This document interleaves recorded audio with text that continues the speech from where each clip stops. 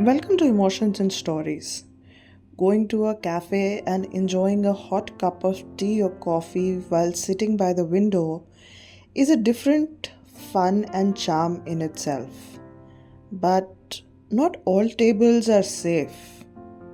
Our today's story is about one such cafe.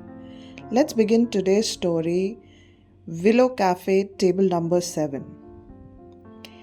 Nestled in a quiet corner of the city, the Whispering Willow was a quaint little cafe that had been around for decades. Known for its warm ambience and legendary hot chocolate, it was a favorite spot for locals and travelers alike. But among the friendly chatter and aroma of freshly brewed cafe, there was an ominous air around one particular table, table number 7. The table set near the frosted window overlooking the street had an inexplicable reputation. The owner, an elderly woman named Mrs. Das, often warned patrons not to sit there, her voice low and eyes shadowed with worry. It's cursed, she would say. Most customers heeded her warning, but curiosity often got the better of some. The stories that followed were chilling. One rainy evening, a young writer named Karan walked into the cafe, dripping wet and clutching his laptop. He spotted table number 7 and made a beeline for it despite Mrs. Das's hurried warnings. Please sit just anywhere else, she urged, her tone desperate. But Karan waved her off with a smile. I'm just here to write, don't worry about me. The cafe was quiet and Karan relished the solitude. He opened his laptop and began typing. The rhythmic sound of rain against the window, a soothing backdrop. But as the minutes passed, he felt an unsettling presence. It was as if someone was standing behind him, watching. He glanced over his shoulder, but no one was there. Shaking off the feeling, he returned to his work, but suddenly his laptop screen flickered, and strange words began appearing on the document. Why did you sit here? Karan froze. His hands weren't on the keyboard, the words kept appearing. Leave now before it's too late. He slammed the laptop shut and looked around. The cafe was almost empty except for Mrs. Das, who was watching him nervously from the counter. Gathering his things, Karan bolted out of the cafe with the eerie feeling lingering long after he had gone. He never returned to the Whispering Willow. A few weeks later, a tourist couple, Priya and Ramesh, stumbled into the cafe after a long day of sightseeing. Unaware of table's dark reputation, they chose table number 7 because of its charming view of the street. Mrs. Das once again rushed over, her face pale. You can't sit here. Please take another table. Oh, it's fine, Priya replied, laughing. We're just here for coffee. Mrs. Das warned them, but they did not pay attention to her warning. Reluctantly, Mrs. Das brought their order, her hands trembling as she placed the cups on the table. Priya and Ramesh chatted happily, taking selfies and enjoying their drinks. But as Priya looked at the window to fix her hair, she noticed something strange.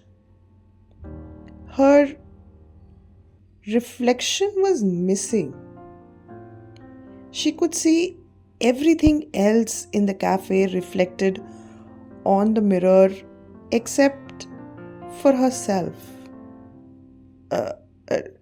Ramesh, voice trembling, she whispered, look at the window. He turned, puzzled. His reflection was there, but Priya's side of the glass was empty. He laughed nervously. It must be the angle or something. Priya leaned closer, her breath fogging up the glass. But instead of her reflection, she saw a pair of hollow, sunken eyes staring back at her. She screamed, shoving back the chair so hard it toppled over. Ramesh grabbed her hand and they fled the cafe, leaving their coffee untouched. That night, Priya couldn't sleep. Every time she closed her eyes, she saw those haunting eyes staring back at her. The most horrifying tale came from a man named Rohit, a skeptic who prided himself on debunking ghost stories.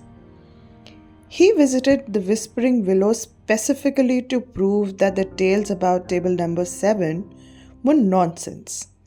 "Let me guess," he said to Mrs. Das with a smirk.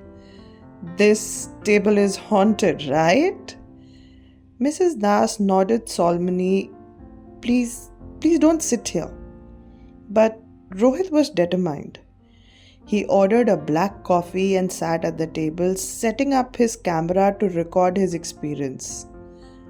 Hours passed without incident, and Rohit began to feel smug.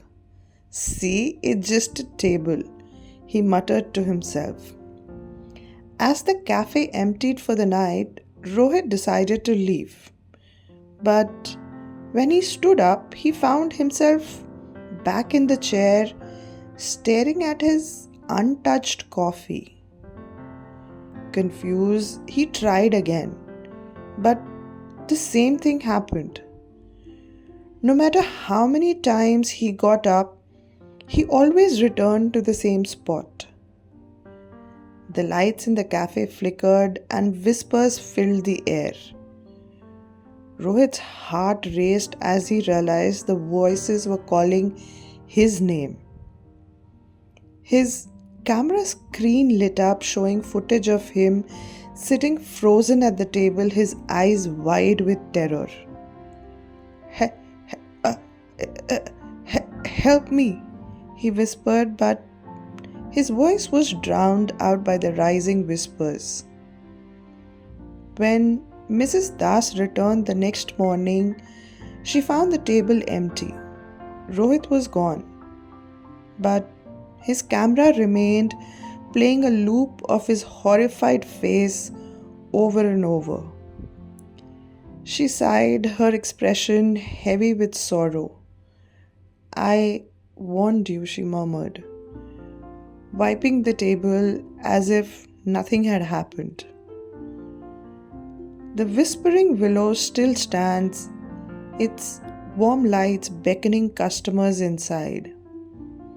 Table number 7 remains by the window, pristine and inviting. Mrs. Das continues to warn her patrons, but there are always those who can't resist testing their fate. And the table waits, whispering its secrets to those who dare to sit, weaving them back into its dark, unending story. I hope you liked today's story. Do tell us in the comments what you think about it. Thank you.